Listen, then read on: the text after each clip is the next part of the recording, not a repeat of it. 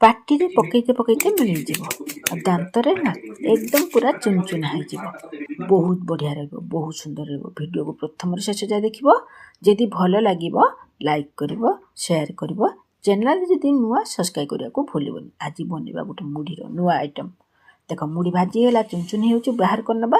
Same ଗିନାରେ 2 ଗିନା ମୁଢ଼ି ହେଇଥିବ, ସେମ୍ ଗିନାରେ ଗୁଡ଼ ଅଧା ଗିନା ଦେବା, ବେଶୀ ଦେବାନି, ଗୁଡ଼ ବେଶୀ ମିଠା ହେଇଯିବ। ତେଣୁ ଆମେ ହେଉଛି ଦେଇକିନା ଆମେ ଅଦା ଆଉ ଗୋଲମରିଚକୁ ଛେଚିକି ଦେଇଦେବା।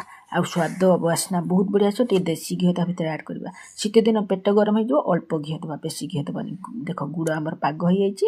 ହାତରେ ଧୋଇଲେ ଏକଦମ ଚକୋଲେଟ୍ ଭଳିଆ ଟାଣ ଟାଣ ଲାଗୁଛି। ଆମେ କ'ଣ କରୁନା ଏଇ ଟାଇମ୍ରେ ଗ୍ୟାସ୍କୁ କମେଇ ଦେବା, ମୁଢ଼ିକି ସବୁ ଦେଇଦେଇକି ଭଲ ମିଶାଇ ଦେବା। ଗୋଟେ ଏଠି ସେପ୍ ଦେଇଦେବା। ମୁଁ ଏଠି ଦେଖ ଗୋଟେ ଠିକ୍ 4 କୋଣିଆ ସେପ୍ ଦେଇଛି। ଆଉ ଛୁରୀରେ କାଟି ନେବା। ଥଣ୍ଡା ହେଲା ପରେ ଦେଖ ବନିଗଲା ଆମର ମୁଢ଼ି ଚିକି।